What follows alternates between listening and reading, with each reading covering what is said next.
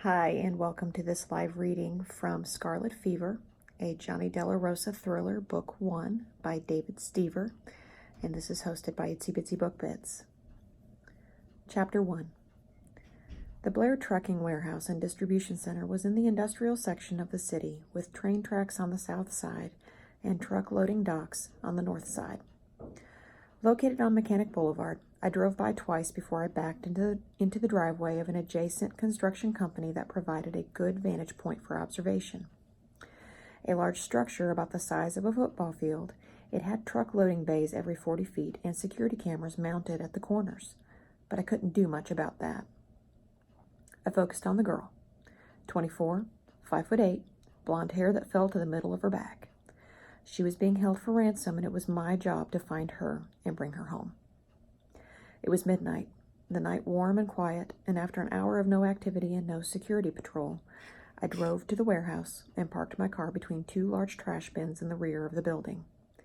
I made my way to the side door on the narrow west side. It was unlocked, just as the note instructed. I slowly turned the handle, and the heavy steel door opened without a sound. I slipped inside. The warehouse was dark. The only light came from night safety lights mounted over each loading door that cast a dim light around the doors but left plenty of dark areas throughout the building. I waited a few moments to allow my eyes to adjust. I wore my black jeans and black leather jacket and stayed in the shadows along the wall. A check of my watch, 1:10 a.m. Dr. Richard Pitts was expected at 2 o'clock with the ransom money. The wrinkle here was the kidnappers were expecting Pitts and a bag of cash, not me, an hour early. Dr. Pitts hired me 2 days ago, right after he received the ransom instructions. $500,000 in cash in exchange for his daughter, Katie. Do not call the police.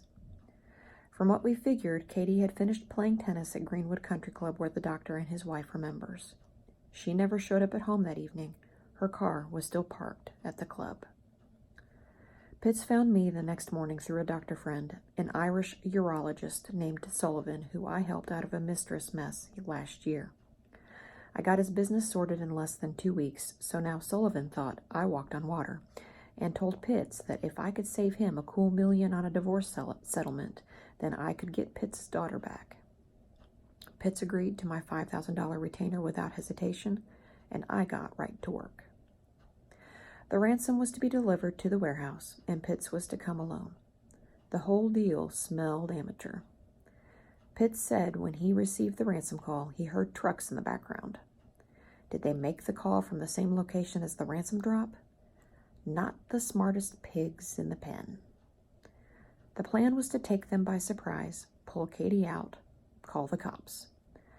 The cops would have my ass for not calling them first, but that's the nature of the business. I wanted a peek at Katie, too. The Pitts showed me pictures of their only child, but all I saw were the long legs and blonde hair. Rows and rows of large wooden pallets loaded with household items, toasters, blenders, and coffee makers filled the warehouse. Each pallet was 8 feet high and 6 feet square and wrapped in a heavy-duty plastic wrap. The aisles intersecting the rows could fit 2 forklift trucks side by side. I crept along the perimeter wall, my Beretta in my waistband, praying I wouldn't have to use it. A man spoke in Spanish. I froze in place. The voice had a tinny sound to it, and after a few seconds I realized it came from a radio. I followed the sound and crept along another 10 yards or so along the wall when Katie Pitts came into view. Lit by a small propane camping lantern, she sat in the center aisle on a metal folding chair with her hands tied behind her. Duct tape secured each of her legs to the legs of the chair, and tape covered her mouth. Her long blonde hair hung in a tangled mess, and her cheeks were streaked with mascara tears. And the kicker? She had on only a white bra and lacy white panties. I guess our kidnapper figured she wouldn't run away without her clothes. Or he wanted to humiliate a rich white girl.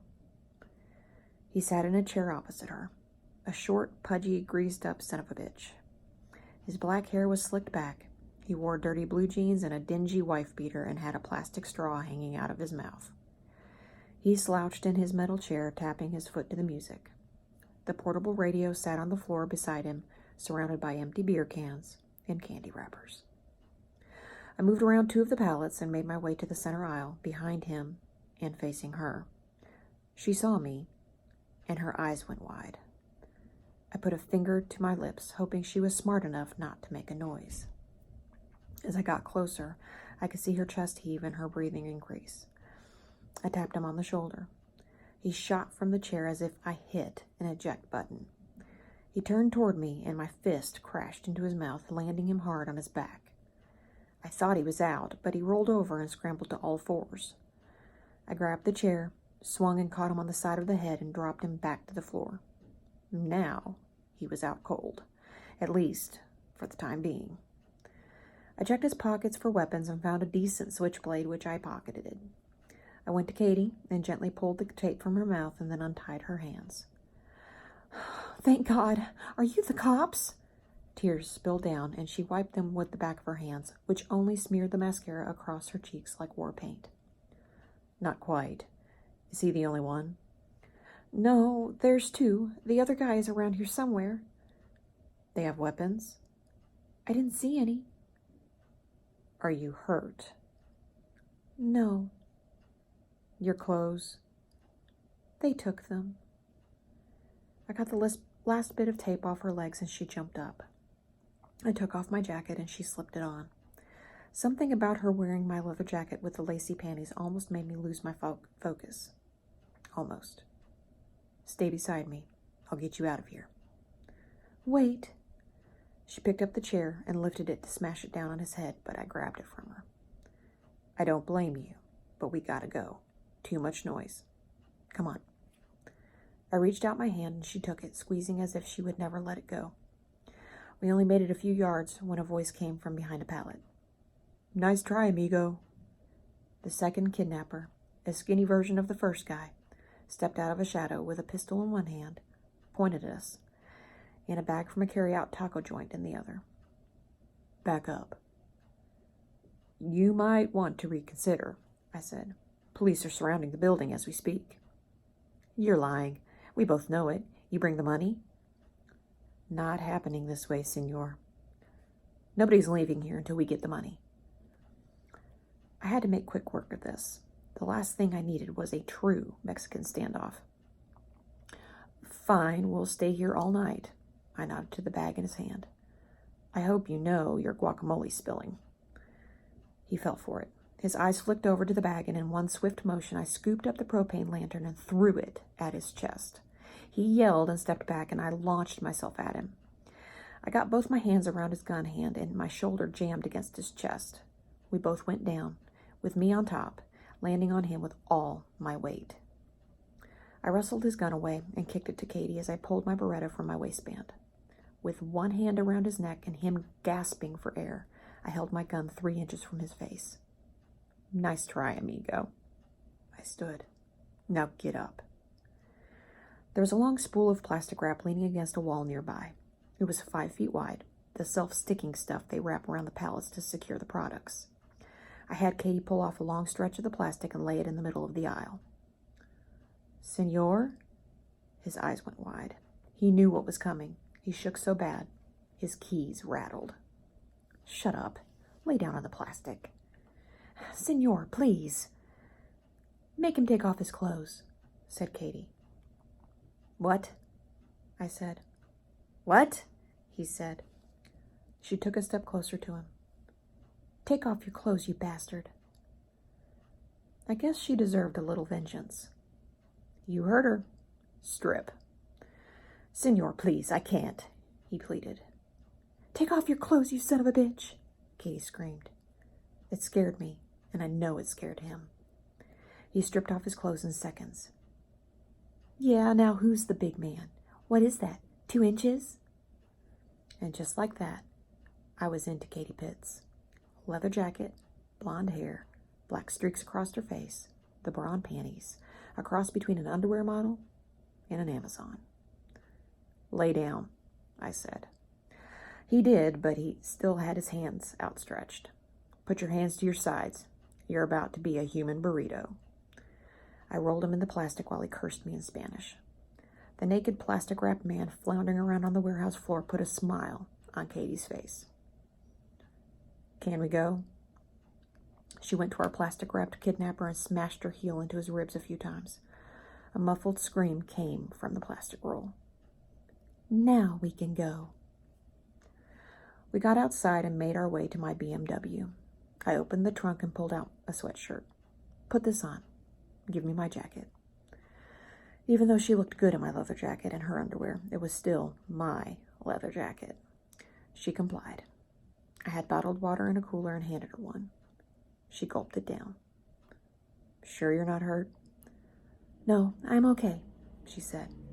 I handed her my phone. "Call your parents and let's get you home." "Wait, what's your name?" "Delarosa. Get in." It took 20 minutes to drive to her parents' large colonial in the affluent Wood Grove section of town. Katie filled in the details of the past 2 days with her abductors. She recognized one guy as a maintenance worker from the club, said the other must work at Blair Trucking because he had keys to the place. They held her in their apartment and didn't mistreat her, only sat and stared at her for a day and a half. I used one of my throwaway phones to call the police emergency line and anonymously reported a break-in at the warehouse. I doubt the morons would cop to a kidnapping. The police would check their immigration status, and with any luck, they'd be deported. The reunion at the Pitts house was tearful. Theirs, not mine. I stood next to my car in their driveway and thought Mrs. Pitts would never let go of her daughter. Katie's father walked over and handed me a check for $20,000 and couldn't stop thanking me.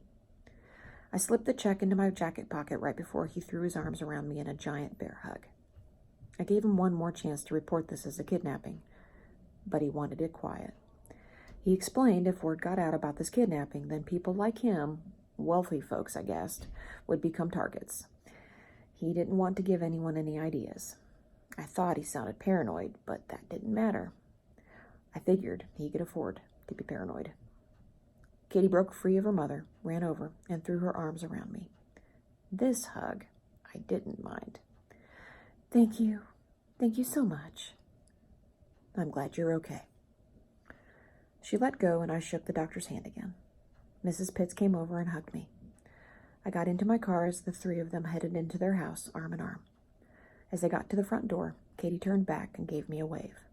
A wave I felt in my gut. I waved back, glad for the happy ending and even happier for the nice payday. I put the Z4 in gear and headed home. It was 3 a.m. when I got back to my condo, but I was too keyed up to sleep. So I put on a Miles Davis CD and stripped off my clothes. With the shower as hot as I could stand it, I allowed the water to boil my skin for a good 5 minutes and then stepped out and wrapped a towel around my waist. I pulled a 7-year-old Chianti from my wine rack and opened it, grabbed a glass, and went to my balcony to stretch out on the lounge. The music and the wine were just what I needed. They were just what I needed to come down from the night's job. My condo was on the 4th and top floor of the building, providing me with a panoramic view of Port City. Straight out from the balcony, looking north, are the lights of downtown and the suburban sprawl beyond. To the right and east, a view of the harbor. From this vantage point, sometimes I felt like an overseer or a protector looking down on my city from on high, especially when my jobs went well, like tonight. The eastern sky was turning a light gray as I filled my glass a second time. The red wine felt good going down, and before long I had a buzz going. I kept going back to Katie. Her little wave she gave me as I left her house. It stuck with me. I had this feeling, and after 20 years in the department and 6 out on my own, I always trusted my gut, my instinct, my sixth sense, and I knew one thing. I had not seen the last of Katie Pitts.